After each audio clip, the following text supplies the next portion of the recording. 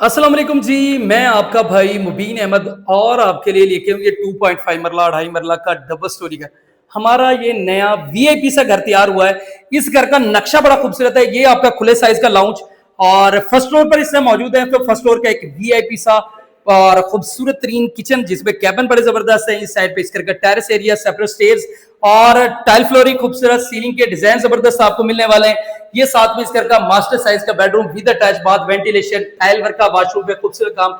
नया घर है, मुकम्मल रेडी टू मूव करके दिया जाएगा।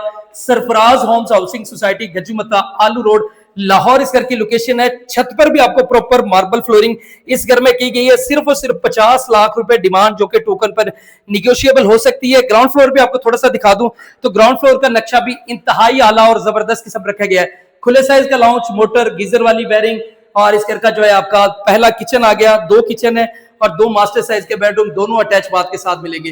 बाकी मजीद डिटेल, मजीद मालूमात के लिए भाई का चैनल सब्सक्राइब करें और फोन पर रब्ता करें।